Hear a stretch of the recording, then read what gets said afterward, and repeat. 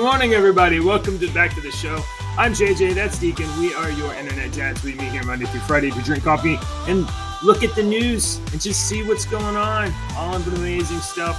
We got some interesting stuff today. We might have some frustrating stories. It depends. It depends on how you feel about it. But, I mean... Are you frustrated? You know, I'm super frustrated. I'm going to tell you why. Don't be frustrated. And this is... Sometimes you get a little alert on your phone. And you're like, what's this? And then you follow the alert, and then you're like, no, this is not okay. This is not okay. I got one of those yesterday, so don't let me forget to bring that up a little bit. That's a tease. Okay. That's exciting. Yeah, that's a tease. It is what kind of an alert can make somebody upset? Look at this.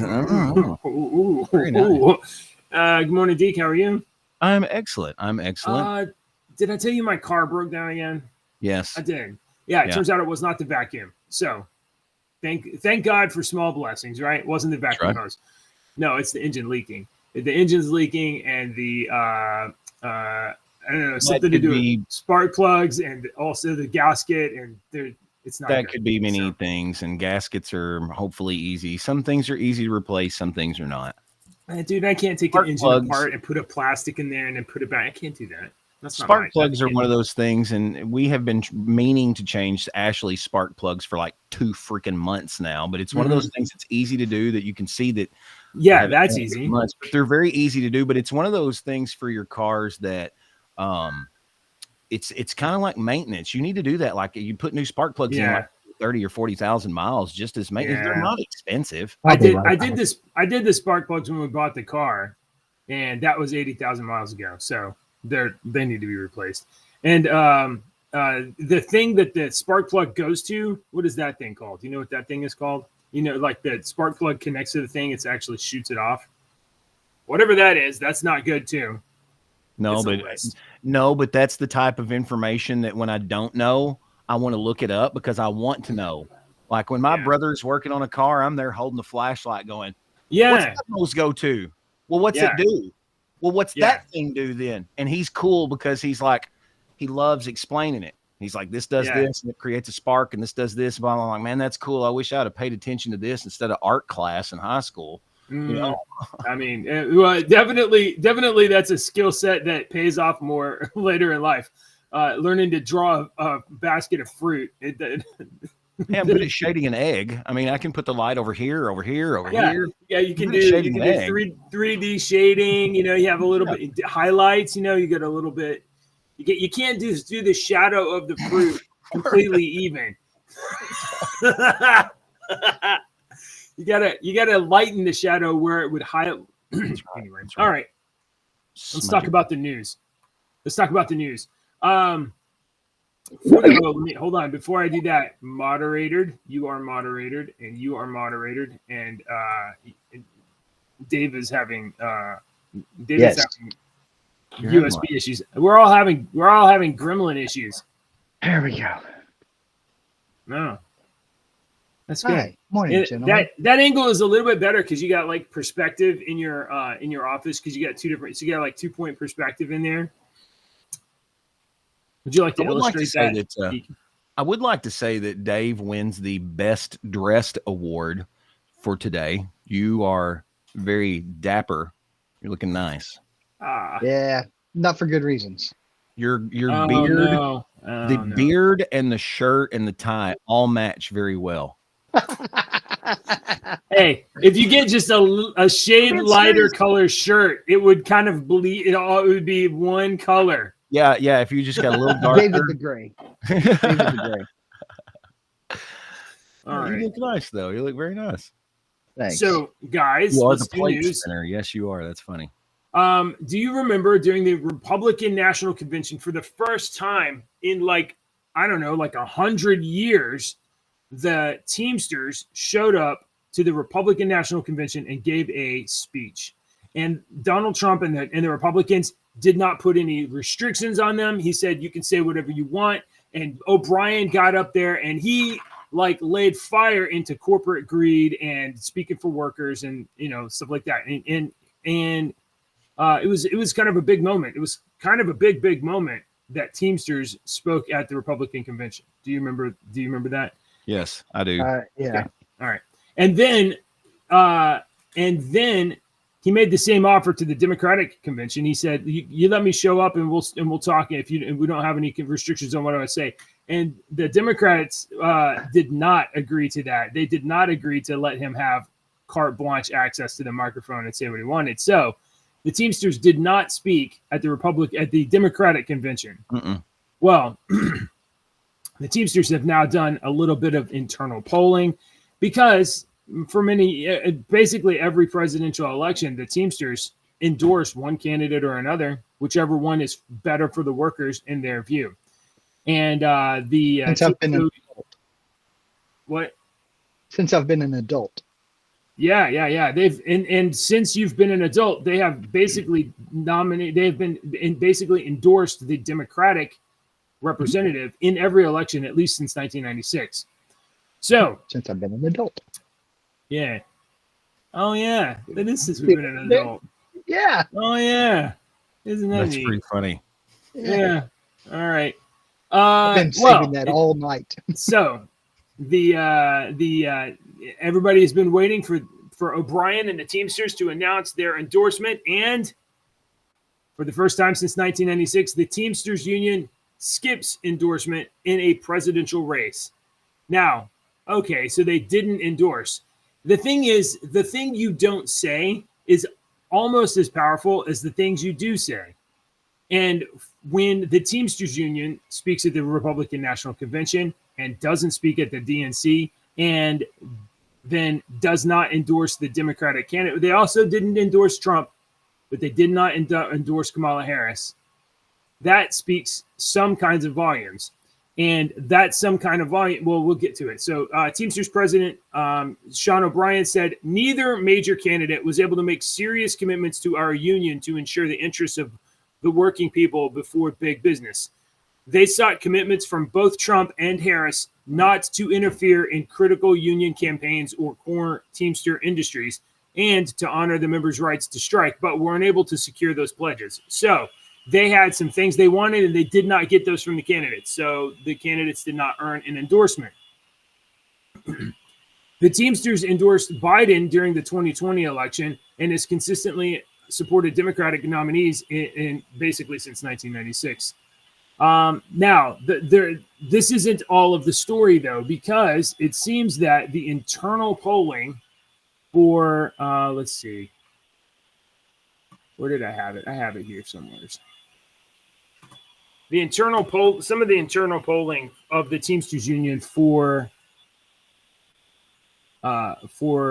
basically the members' views has been released. And here we have the Teamsters themselves releasing endorsement polling data. For the past year, the Teamsters Union has pledged to conduct the most inclusive, democratic, and transparent endorsement process in a 121-year-old organization. And we are delivering on that promise to our members.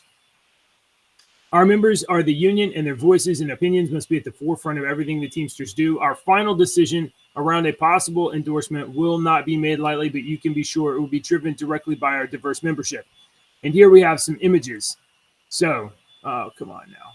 Who should the Teamsters endorse in 2024? Now, when Biden was in the contest, Biden's straw poll, he outperformed Trump and RFK Jr. And West? Yeah. Sorry. This is Cornell West. Cornell West is a okay. like But far Kanye left was Democrat, back. Yeah. No, not Kanye. Kanye. Now, when this is an electronic poll of the members of the union. So this isn't a town hall straw poll. They sent this out to all their members and people voted. Harris only earned 34% of the members' support. Nearly 60% of the Teamsters Union members support Trump. This is a huge shift. And the research phone poll also had Harris at 30% and Trump at nearly 60%. So while the Teamsters are not formally endorsing a candidate, the fact that they are not endorsing a Democrat and is pretty loud. And clearly the members of the Teamsters unions, the individuals themselves, are strongly favoring Trump's view to fixing the economy and moving America forward, rather than Kamala Harris's view. So, I mean, according to definition, a union it represents the majority of its members, right? It represents its members. So, if a majority of its members are leaning one direction, wouldn't you think that the leaders would be like, we officially as a union endorse this particular side that we're leaning towards? Or would you think that maybe there's probably some conflict there could be some conflict between leadership, because once you get at that position, it's just not really a job, it's your lifestyle. It's no secret that I'm not really a union guy, and you guys are farther east of us and have actual union stuff, so you may be more sympathetic to it. But union leadership, as far as I understand, generally is highly partisan Democrats. So it looks like the body of the Teamsters, while they 60% support Trump, the actual office holders in the Teamsters organizations, the presidents and the chapter leaders or whatever they are, those guys, they don't really want to let Trump get the endorsement. So instead of going with what the Teamsters body actually likes, they are just not doing anything. Does that make sense? Yeah. Yes. Yeah. Let's see. There was here we go. One more angle on this. So the Teamsters chose not to endorse a presidential candidate. Trump responded. And his response, it's a great honor. It's a great honor. The fact that they didn't endorse Kamala Harris, and even though they didn't endorse him, it's clearly a sign that they like him. So, oh, wait, here, you don't get to see his face. And he even made a kissy face. I like this outfit. All right. I see that this is captivating and enthralling. No, it's not. It's very boring. Oh, man. To all none of them watching. Okay. I think it's interesting, but a quick, hey, the Teamsters didn't support anybody. Okay, moving on. Yeah, but that not supporting anybody is a big endorsement. Big support of Trump. Because then the membership doesn't have to go against their union. They don't have to go against the union. All right. He's trying to segue. I don't have anything particular to segue, but I do have some stuff that I'll show you this morning. All right. You remember how yesterday we were talking about how it's terrible that all those pagers blew up and kids could get hurt, and I don't think an 8-year-old was killed. I think they said I heard a report that an 8-year-old was killed. Why is that funny? Very boring. I'm reading Do-Good's comment. That was you laughed at the wrong spot. I didn't. Yeah. Well, that's horrible. I'm spinning plates. That one just about fell. Let me get it going again. Yeah. Sorry. Give away. Yeah. Tragic. Tragic. That's pretty great. 8-year-old is tragic. Very tragic. Dave. All right. Well, right after we finished our show yesterday, something like a ton of walkie-talkies blew up in Lebanon. So Israel radios. Walkie-talkies, VHF radios, a bunch of communication stuff. Walkie-talkies. I would call them radios. A bunch of other electronics just detonated, and I think last I saw it was 3, but it could be more than that. More Hezbollah people got killed and injured, and I understand that Israel is just fighting a war, and the inciting stuff is that Lebanon and Hezbollah is shooting rockets constantly into northern Israel. I get that. I do not like blowing up electronics and hurting people indiscriminately. I don't like it. It's not good. Well, that's what they're doing. They're blowing stuff up. Mostly it's Hezbollah people, because these Hezbollah people have these radios and stuff. The Hezbollah leadership sent out a message that basically all of Hezbollah has to dispose of their all radio equipment, all electronics, anything within that's been purchased in the last 4 to 8 months. Guys, you guys are Do awful. Good's gonna get me in trouble. And I'm going to time out. You know what? It's terrible that children were around it and a child got killed. It's very terrible. I don't wish that on anything, but Right. there's been a lot of children killed because of war over the past 6, 7, 8, 9, 10,000 years. You know, I wish that it didn't happen. It's going to happen. Our kids are home from school today because of a Snapchat threat. Yeah, my kids are home from school today because of a Snapchat. You know what? We had a something like that in our area too. There's been a round of kind of copy paste email chain threats. They've been huge. There's been over 80 they've been going around area. all over the place. There's been several in our area as well. Yeah, the got school district, and then it's gotten to the point to where I want to put on my tinfoil hat a little bit. You know, at least the tinfoil sun visor. Yeah, you know, but that's just me. I'm crazy. So empty threats are one thing, and you know, and the thing is, when it's a threat, you don't know if it's an. Are you allowed to? Yes, yeah, this is conspiracy situation. Yeah, absolutely. So I've got a buddy who he loves his conspiracies. He is a gunsmith. No, he's a gunsmith, and he's got his own little private area.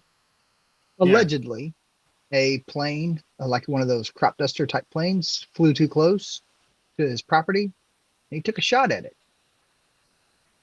Why would you do that? Allegedly. I'm going to go chat with him today. But I mean, be careful with the conspiracies. Be careful. There comes a point when you cross the line. There comes a point when you cross a line that you can't uncross. Yeah, for real. Yeah, they don't do that. Yeah. So I'm just with conspiracies. Well, in general. Okay. Are you allowed to shoot at drones though? Like if you see a drone hovering over your house? I don't know. I don't think you're allowed to if you're in the city limits. Now he's not in the city limits, but that's something to consider as well. Where are you? What if you had a net gun that's designed to hit it, disrupt it, so that it comes down? You're not actually firing an explosive projectile. You're firing a net coming up to disrupt it. How does the net fire?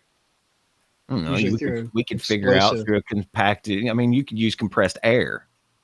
Mm-hmm. What about a super soaker? You know, they have some of those super soaker that can go like 30, 40, 50 feet.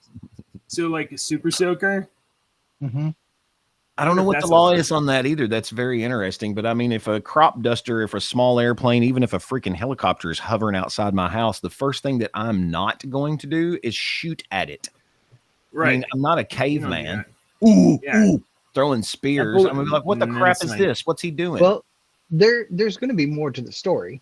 Right, of course. I don't know if this. I don't know. There's more to the story. Hey, I love my conspiracy theories too, and I love to go down the rabbit hole. But I'm not one of these government spying on you. If you think that's a foreign dignitary spying or dropping things in your area, or trying to kill your cattle or anything, I don't know. Wait, hold on. Wait. No, we're not going to go into it. You don't. You cannot tell me that the government doesn't use small aircraft to spy on some people. Oh, absolutely. And there's the conspiracy. You don't have to use the conspiracy. They did it to like Donnie Brasco. So can you shoot at it? No, I don't think you should be able to shoot. Okay. All right. There's some other boom news. Yesterday, there was a Trump rally scheduled in New York, and several hours before the rally, local police or whoever was doing what they do and kind of like checking the area. They found a car bomb. You didn't know about this? Did they? No. I do. Yeah. I think it was determined that it was not. Oh, it's not a car bomb? Well, that's what this report was. Suspicious occurrence reported near the planned Trump rally in New York City. So I'm out of date on this. they were questioning a person who may have been training a bomb detection dog near the site. Falsely reported explosives being found. So okay, so I'm out of date on this. So it was this was a false alarm. This was a false alarm.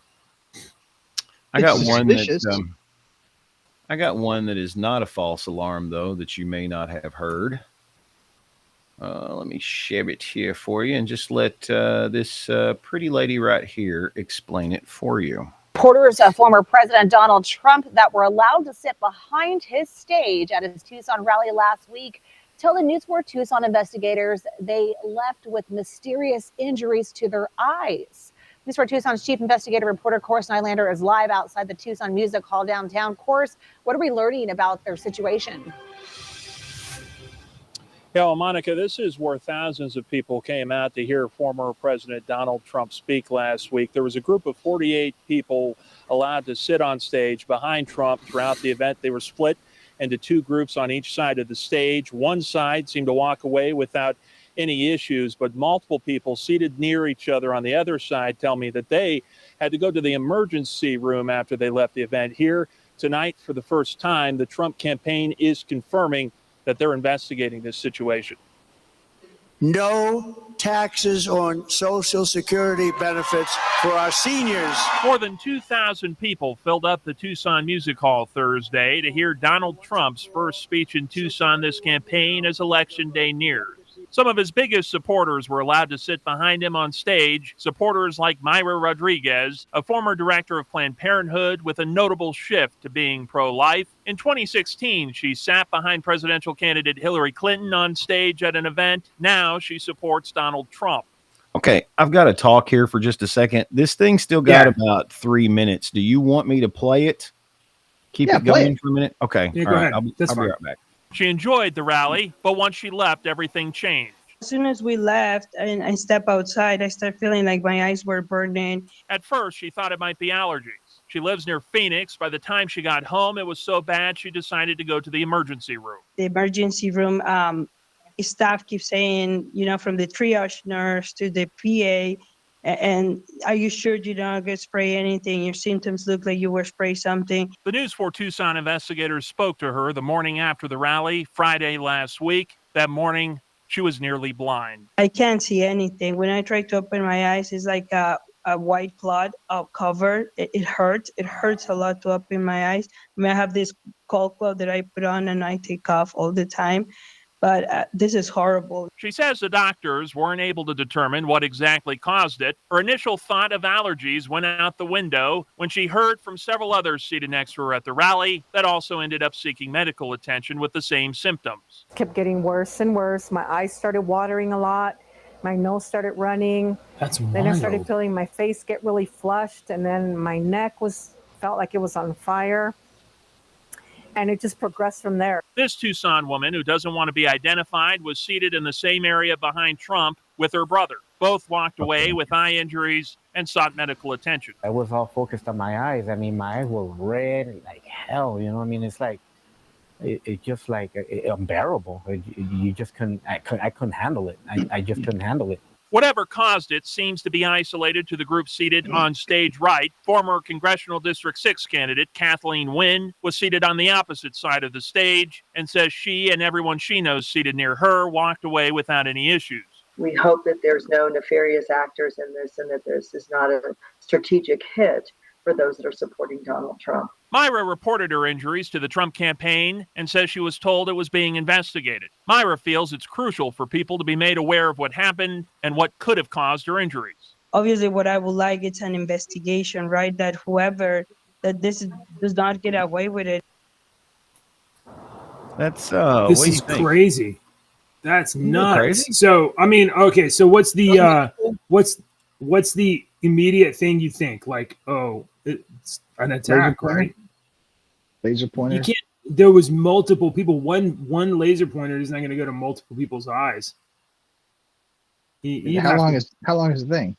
I would have noticed. You would notice. You would notice a laser pointer getting. I would hope so. I would hope so. The first thing that I think of is, it had to have been some sort of chemical, whether it was nefarious or not. It had to have been some sort of chemical. That's the obvious explanation on this. Okay, Sherry used to wear this perfume in here, and it would make me physically sick to my stomach. I eventually told her, I was like, look, you've got one perfume that you wear that makes me want to puke. The smell makes me want to puke. You just reminded me of that, of when we were doing all those gags about the office worker. Okay. All right. Well, that's terrible. I mean, an area of effect attack like that's got to be like a chemical, a gas. You know, maybe it's something like people had a strong reaction to somebody's perfume, or maybe somebody out there, you know, did a little aerosol, you know, homemade aerosol chemical thing. Then that seems like a reasonable hypothesis. I don't know. It's still under investigation, though. There's no definitive. I want to know, were all these individuals, were they wearing contacts, or were they all like normal sighted? Was there glasses involved? What makes their eyes different? Because it doesn't affect everybody. Yeah, but it also wouldn't affect everybody if it was a small local area thing. So if it happened Correct. in one I mean, portion like of everybody on stage. Yeah, I don't know. Well, so I think we need to know more about that. But it's very interesting, at least. That you cannot. One thing that we can't do in our current climate is say, well, people wouldn't do that at an event, right? Because there's a bunch of people that would, and a lot of them run around with Antifa masks. Sounds like a self-defense pepper spray. Yeah, it does sound like that, but then that stuff can be washed out with like like milk or a base out a thing, something like that. You know, like you can wash off pepper spray. It doesn't persist indefinitely, right? Right. So who knows? All right. There's a lot of here's crazy another stuff in this world. Another story out of Arizona, nearly 100,000 non-citizen voters are wrongly listed on the voter rolls, according to a lawsuit. Arizona officials admitted to finding 100,000 voters who had not provided proof of citizenship, but still had voting privileges as the state's facing a lawsuit for not removing. Did you say 100? 100,000. 100,000. That's a lot. 100,000. That's bigger than my county. I started to say that's what I was just fixing to look up. That's way bigger than our county, but I was going to look up. We got like 25,000 people in our county. Yeah. There are some districts, some states that the entire spread of voters from one party to the other is less than a couple thousand. And this is many times that amount. That's 3 times the population of my county. Yeah. 100,000 oopsies. There's only 5,000 people that live in my city. Less than 5,000 people live in my city. 1,000 in mine. Yeah. Okay. So Arizona, clean your stuff up. Also, it's not just Arizona. Arizona is just the only one that's admitted it. I got a clip for you. I got a clip for you real quick. This is a real quick clip. Sure. But it's 27 seconds long, but I just want you in this clip to pay attention not to what Miss Harris is saying, but pay attention to the audience reaction to what she's saying. Okay. You know, I was the first person to be a woman attorney general of California. I was the first woman to be elected district attorney of San Francisco. I was the first person of color to be elected attorney general of California. Whatever. First. Welcome to the Role Model Club. It's tough. Being a part of the Role Model Club means being in a room where sometimes you may be the only person who has had the experiences you've had. You know, I was the first person to be a woman attorney general of California. I was the first woman to be elected district. Yeah. Is this a practice speech like in front of a mirror? I can't stand it. Almost feels like it, don't it? Because I do that. I'll practice and I'll say a joke to an empty room just to kind of get my timing down. And you know, I've seen several clips of Kamala Harris since the debate, and even including in the debate. And I have a reaction to the way she's speaking, and it's not like, oh, she's disgusting, horrible. Well, I mean, she is, but that's not the reaction. The reaction that I am picking up, and you tell me if this tracks with you guys. When somebody is telling you something that even they don't believe, and they expect you to believe it, then like you're just not. It's not that you're lying. You're trying to tell me something, but I can tell you don't even believe it. It's totally different if you're like, I really believe I'm the best person to be the president. I really believe I can do this job. Maybe I can't, maybe I'm wrong, but I believe it. I have some conviction. Some of the best speakers in the history of the world, be what side of the coin they were on, had conviction in what they said. As long as I get up and start talking about how I think Luke Skywalker was the worst character in Star Wars, and I have enough conviction in my voice, I could probably persuade some of you to my side. Yeah. But just simply because of the yes, this is what I'm saying, that you put into it. So I perceive that, and it's not mind reading. I'm saying she's not speaking in a way consistent with believing the things that she's saying. Because I don't think she knows what she's saying, because nobody else does either. As someone who speaks on the air live every day, there's been many times in my past, and still sometimes, when I don't know where I'm going. When usually every break that's coming up is like Kamala's fixing to speak. She knows what she's going to say. It's like a comedy routine. You know what leads into what, leads into what, leads into what. That's your speech. That's what you're doing. Even when people ask you questions, and being interviewed for stuff like that, you will know what you're talking about. When I don't know where I'm going is when my brain starts and I go into autopilot, and she goes into autopilot. That crap we were playing yesterday about the guy saying, list me 2 things you would do for the economy. She starts off going into my mom and my family. That's an autopilot response because she didn't have an answer. Yeah. There was another video I saw yesterday, and they were saying she sounded drunk at one of these places. And it was like a 5-minute video of her talking. I was like, I can't listen to Kamala Harris for 5 minutes. I was going to just pull a random clip and see if we could hear this. With her ability to adapt to her audience. Yes, mirror the audience, whether that means vocally or what. There are bad audiences out there. Really bad audiences out there. And I can't help but wonder because I know I can be affected by individuals' reaction to what I am or am not saying. All right. So I'm just gonna we're not gonna do this for very long, but I'm just gonna pick a random spot in this video and just see if you guys pick up on the same thing. And we're just gonna see. So here's a random spot in the interview that she did with somebody. Let's see if we to do something. Okay, a lot to unpack in what you just said. So let's start with this. That's the clip. I absolutely believe that this war has to end, and it has to end as soon as possible. And the way that will be achieved is by getting a hostage deal and a ceasefire deal done. And we are working around the clock to achieve that end. Stepping back, October 7, 1,200 Israelis were slaughtered, and actually, and some Americans, by the way, in that number. And actually, in that moment, she became sincere. But prior to that, she's reciting something. In my take on it, slaughtered young people who were attending a concert. Women were horribly raped, and yes, so I have said Israel has a right to defend itself. We would.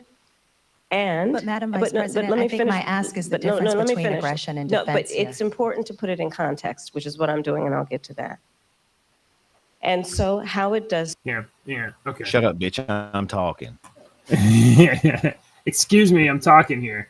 Yeah, okay. So anyway, I think you could go to any of this interview or any other thing that's really been released since the debate. And I read it as like, even she doesn't believe what she's saying. So how is she supposed to convince anybody to vote for her?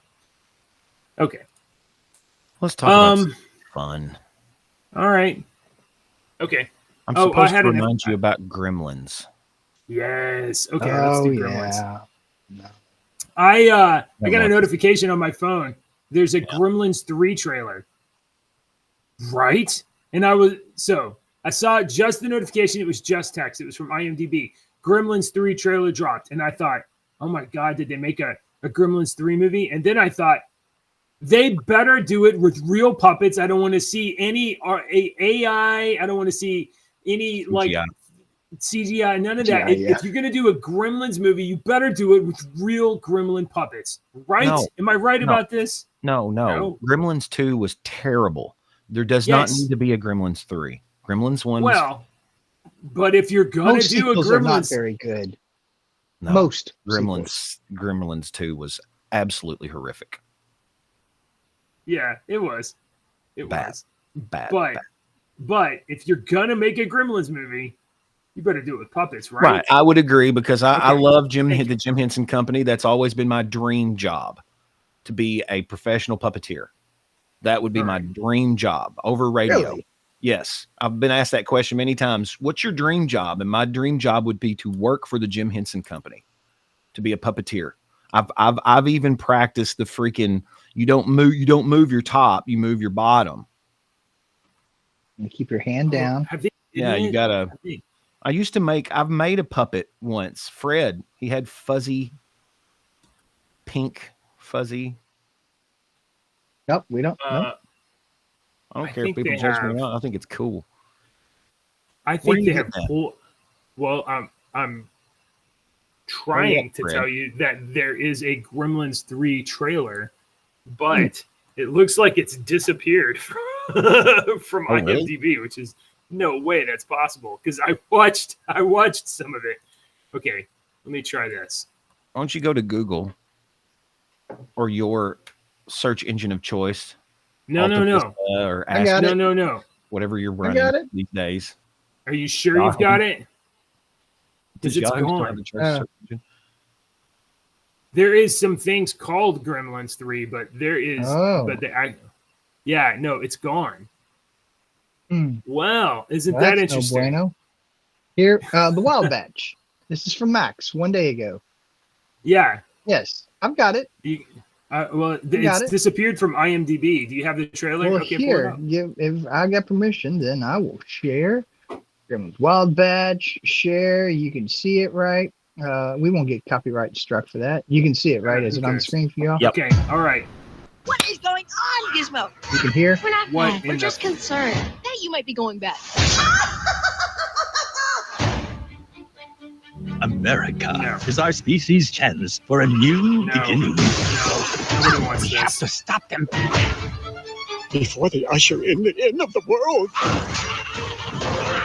Again?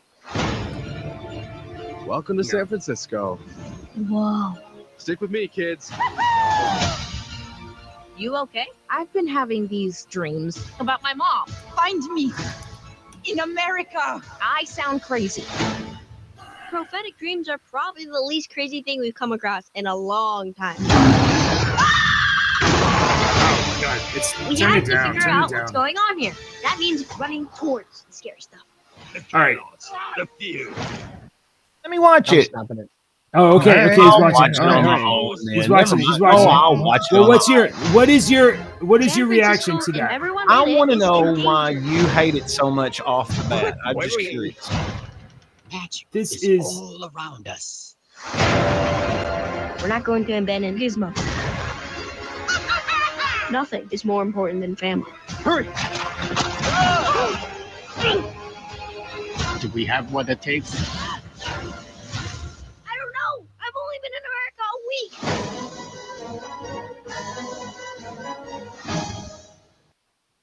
all right. All right, let me give you some positives then. What I see, Please. Okay. Gremlins is a scary movie for kids. Scary. Yeah. It's a scary movie. Yeah, right? It's a kid's scary movie. It's a kid's scary movie. Kids. I don't think it's for kids. Yeah, it was for kids. Yeah. So it's for 80s kids. All the 80s kids that are now parents that want their kids to watch this crap, they can't because the kids don't. It's scary. if this will get kids into it looks cute. It doesn't look scary. It looks like it's about family. I didn't obviously notice any gay people or transgender people off the bat. It looks like a very interesting story. And I'm willing to give it a chance. You know if it's going to revitalize the Gremlins, but you give it to the kids, and then the kids are like, "Ooh, that's kind of scary." But what, Daddy? There's a movie. Fair. You know, maybe. All right. I think I won you over with the obvious gay and transgender. Yeah. There's no gay people having gay stuff right immediately. Right immediately. I mean, it might be in the series or something, but it's at least it's not right there. Gremlins is Mogwai and Gremlins, and I think that's a scary combination. That was the gold of the series, of the original movie. That's all we knew about the ancient Chinese area, and there might be more because that was all that old Hoyt Axton, the actor that played that, is an unbelievable musician. Hoyt Axton. His mother, Mae Axton, wrote "Heartbreak Hotel" by Elvis. But Hoyt, I mean, he's got that classic voice. That's maybe there's other magical things that we didn't know. Okay, all right. So you're definitely attacking this. You know what? I'm gonna be honest, because I realized while you were talking, like I didn't want the Gremlins for my kids. No, I want the Gremlins for me because I like the Gremlins. I even like the bad number 2. This isn't free. This isn't made for you. It's made for our kids to enjoy. Hopefully, one day Gremlins, after they're like, oh, there's bad ones and they're mean and and they can go back and watch the '80s movie and giggle because it's so. They'll go back and watch the '80s movie and they'll hate it. Like crazy puppets, they have to. They will go back and watch the '80s movie and they will hate it because it doesn't have the shine of the animation. I don't know. All right, I saw one more trailer this week that I had not seen before, and I thought I would share it. And this I actually think looks cool. So if you'll bear with me for just a moment, check this out. Look here. Hi, Mickey. Are you experiencing any vertigo? I guess I am feeling a little dizzy. Oh, wow! Did you see that? Now, I wouldn't be surprised if you're thinking at this point, what have I done? How lucky can one guy be? Nothing was working out, and I wanted to get off of Earth. You're applying to be an expendable? Yeah. You read through the whole application. Ain't that a kick in the head? Yeah, I should have read through it. Once you die, we'll print a new version of your body. My head keeps They made me work my ass off on one mission after another. Every time you die, we learn something new, and humanity moves forward. Oh, he's alive. It's fine. My life is gonna be beautiful. Vicky, it's not looking very good for you. Yeah, no. I'm sure you're used to it by now, but what's it feel like to... Oh, we die. Stop. Even on 17th ground, I hate dying.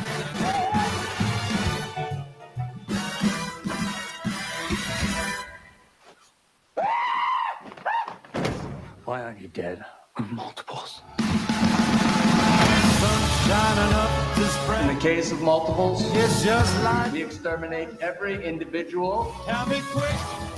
Let's blow up these secondhand baloney boys. Why don't you guys do rock, paper, scissors, and then we'll just shoot the loser. Tell me quick. For another kick. Tell me quick.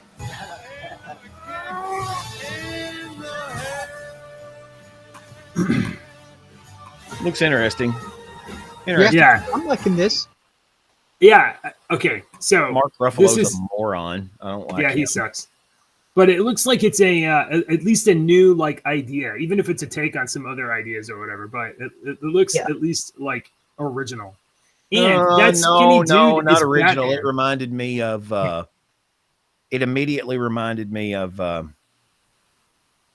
I can't remember the name. It reminds me of something. As soon as that started and him dying and going over and doing that, I was like, oh, that reminds me of a Tom Cruise movie, of a story or something. I can't remember. No, it's not a Tom Cruise. It's not the Tom Cruise. It reminds me of another story. Groundhog Day, but it's not Groundhog Day. No, it's not Groundhog Day. It's something with that same premise, dying and coming back every time and learning from, and I cannot remember what it is. It'll come to me at like 4:15. So I'll be like, oh, let me put it in Discord. Like there was a Jet Li movie years ago where he went through all these dimensions and killed off all the versions of himself. And every time he was getting more powerful, right? Yeah. So each one of these is more stronger. They're not going through multi-dimensions. Right. That was a fun movie. What was it called? One? Mickey 18. I think so. The Jet Li movie. But yes, Mickey 18 seems fun. Oh, the Jet Li movie. Oh, I've never heard of it. Yeah. I've never seen it. But that skinny dude is Robert Pattinson, who played like vampire stuff and like he's done some other movies, but he played Batman. He does not look jacked like he was in Batman. So what is going on? Batman didn't look jacked. He had a suit. That suit does wonders. Have you ever heard of CGI? Okay. It's a really interesting thing that they do. All right. Well, he looks like... I think he's a phenomenal Batman. He's a horrible Bruce Wayne, but a phenomenal Batman. He's Cedric Diggory. So? Hey, I got one for you guys. Look at this one. Okay. This is pretty cool. Look at this painting here. Isn't this awesome?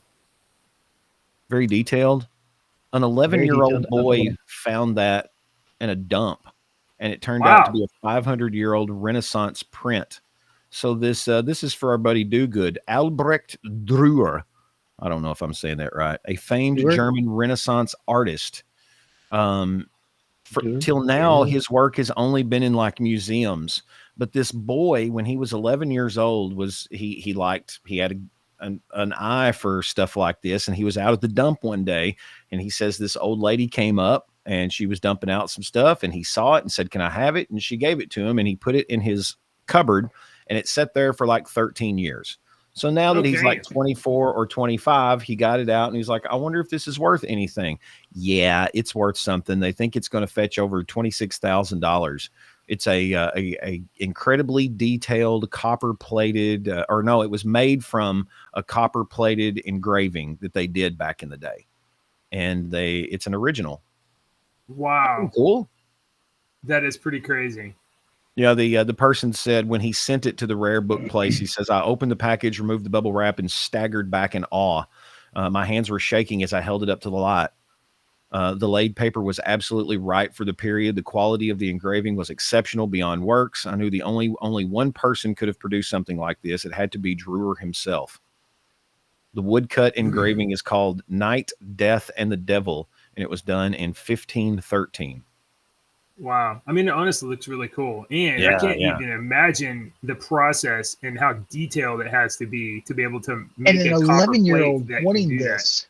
Yeah, an 11-year-old wanting this. I'm going to hang this in my room. It's nightmare fuel. Yeah, but you're right, cool. JJ. Think about 500 years ago and the work that it would take not only to make the drawing, but take that drawing and convert it into a copper print. Yeah. You know, that's. What do you do? Do you like carve it on wood and then lay the copper on and it's a whole crazy process. I got another one here for you. I think you guys will like too, and it's along the same vein. JJ, you'll like this one. Both of you will like this one a lot. A rare signed copy of the U.S. Constitution from 1787 was found sitting in an old filing cabinet in North Carolina. Yeah, the copy of the Constitution is one of roughly 100 that were created in 1787. Only 8 ratified copies are known to survive, and this one is expected to fetch a high price at auction. According to the press release, according to the press release, which is this auction company, this copy of the U.S. Constitution was found in 2022 at Hayes Farm in Edenton, North Carolina.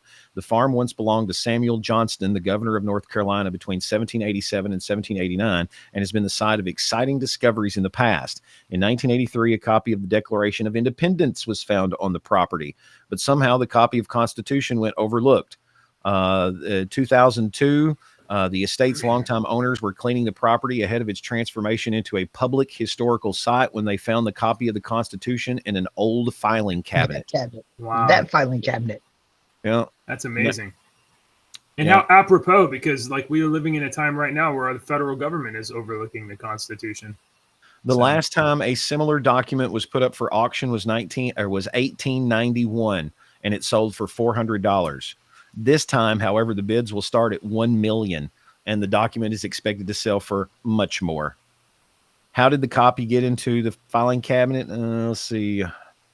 It's unknown exactly how it ended up there, but historians have kind of pieced together a bunch of stuff here. It's interesting, isn't it?